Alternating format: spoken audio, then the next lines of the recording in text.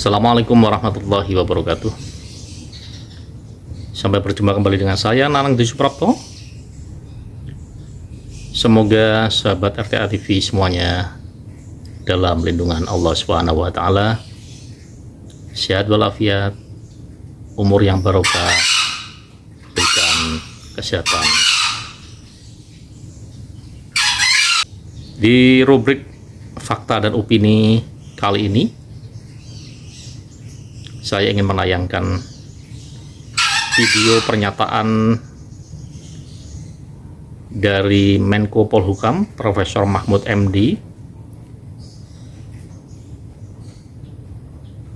Menurut beliau bahwa hukum di Indonesia sudah kehilangan sukma.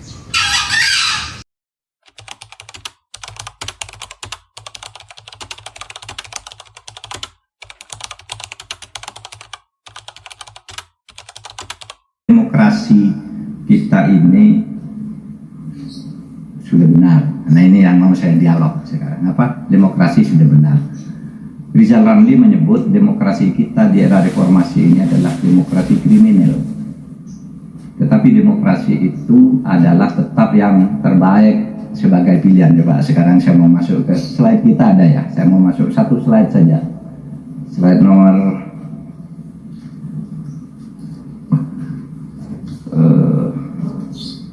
slide di halaman 8 aja kalau ada. Jadi begini, sekarang ini kenapa banyak korupsi? Karena kalau kita bicara hukum itu sudah terlepas dari sukmanya.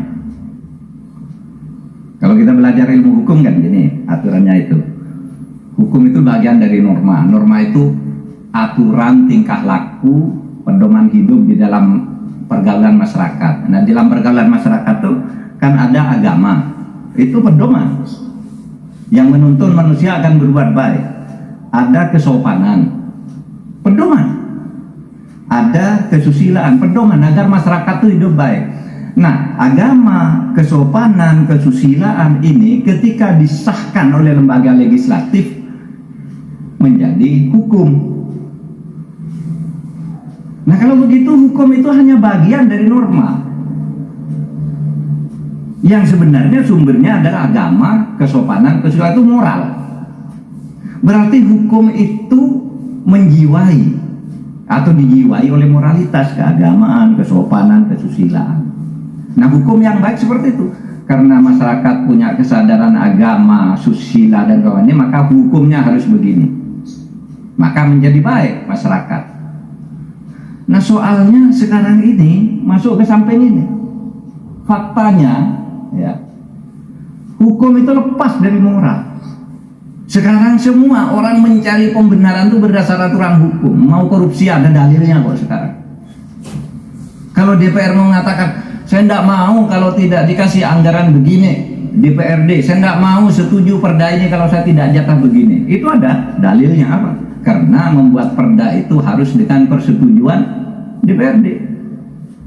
Ditangkaplah Gubernur Jambi itu karena membuat proyek, DPRD-nya tidak setuju, kasih Alphard 11, kena. Perdanya jadi. Alasannya benar nih sekarang hukum anggarannya DPR 1, 2 sampai pusat begitu main. Tidak ada moralitas di situ. Pokoknya kebenaran formalnya sudah dipenuhi. Sehingga saya katakan di pengadilan juga gitu. Kalau mau Anda memenangkan perkara ini pakai pasal ini, kalau menangkan ini pasal ini. Saya katakan hukum itu bisa dijual belikan. Beli ke jaksa bisa, maka banyak jaksa masuk perkara karena jual perkara. Polisi jenderalnya juga masuk penjara. Hakimnya masuk juga karena beli hukum, tinggal milih pasal mana yang bisa menguntungkan si A tapi A dibayar ke saya, itu banyak. Ini problem kita ya, problem kita. Saya ingin mengatakan betapa tidak mudah kita menghadapi soal ini. Ini saya katakan hukum itu bisa beli, mau beli ini dapat harganya sekian, mau pasal ini dapat paling sekian. Pak Panut bertengkar dengan Pak Paripurna misalnya, datang ke saya hakim, oh Pak Panut benar, pakai undang-undang nomor sekian. Datang Pak Paripurna, oh Bapak benar, tapi pakai undang-undang nomor sekian. Tinggal siapa yang mau bayar lebih mahal, saya beri. Oh Pak Paripurna bayar 5 miliar, Pak Panut hanya biarkan 2 miliar, saya kasih yang 5 miliar, selesai. Hakim tidak bisa diganggu gugat. Lalu ada yang mengatakan, kelompok radikal itu mengatakan, itulah salahnya pakai hukum dunia. Kalau pakai hukum agama semua beres. Enggak juga, agama bisa dijual belikan. Karena agama itu Anda mau milih ini dalilnya ada, milih itu dalilnya ada. Ada. Mau cari dalil agama yang nyuruh membunuh orang ada.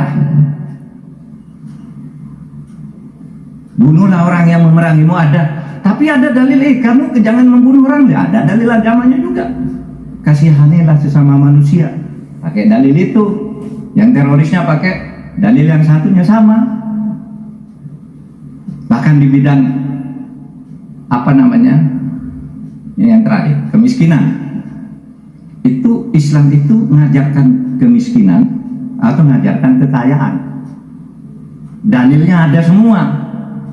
Nabi itu di dalam hadis Turmudi pernah berkata begini, ikmal lidunyaka ka'annaka ta'ishu abadan wa'mal li akhiratika ka'annaka tamutu badan. Bekerjalah kamu untuk kepentingan duniamu, kumpulkan hartamu sebagai banyaknya seakan-akan kamu akan hidup selamanya dan kamu tidak membebani orang lain. Kaya kamu, jadilah orang kaya.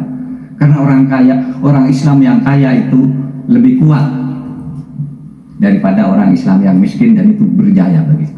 Tapi ada lagi doa Nabi yang mengajak kita miskin. Apa doanya? Begini, Nabi itu selalu berdoa begini, Allahumma ahyini miskinan wa amitni miskinan wa atni ma'zumratal masakin. Ya Allah, jadikanlah saya ini orang miskin. Ini doa Nabi, hadis sahih.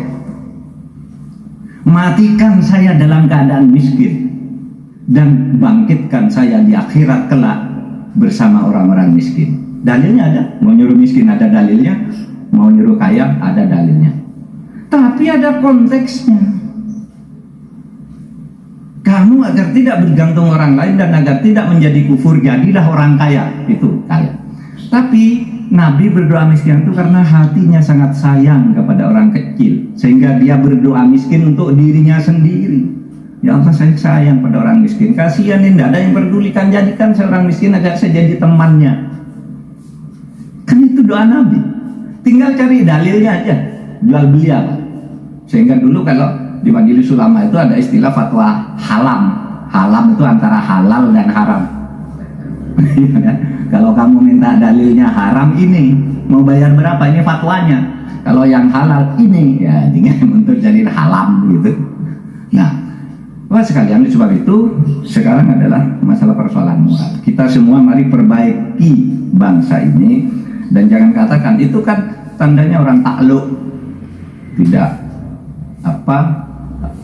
karena merasa tidak ngasasi sesuatu. Enggak, kita tetap berbuat sejauh yang bisa kita buat, tetap macam mungkin. Tapi problem kita sekarang ada di persoalan bagaimana moral ini bisa mengikat perilaku kita. Kita tunduk pada Pancasila itu bukan hanya pada dasar negara yang melahirkan aturan-aturan, tetapi selain dasar negara ada moral, kebersamaan, kerukunan, gotong royong tuh kadang-kala tidak dimasukkan di dalam peraturan, tapi ini lebih penting. Karena kalau aturan-aturan itu kan bisa dijual belikan tadi, tapi kalau moralitas itu kuat. Nah disinilah maka penting. Saya bersyukur hari ini ada Kepala Pusat Studi Pancasila Pak Agus Wahyudi ini, agar bagaimana persoalan moral ini. Kalau soal hukum sudahlah ada Pak Paripurna Fakultas Hukum, ada kita semua itu gampang. Tapi soal moral ini, agar Pancasila selain sebagai hukum itu bisa menjadi penuntun perilaku kita. Ini Pak pengantar saya akan menunggu tanggapan-tanggapan. Saya akan mencatat, tetapi kalau ada yang perlu saya jawab, nanti saya jawab. Terima kasih atas kehadirannya. Assalamualaikum warahmatullahi wabarakatuh. Alhamdulillah, terima kasih.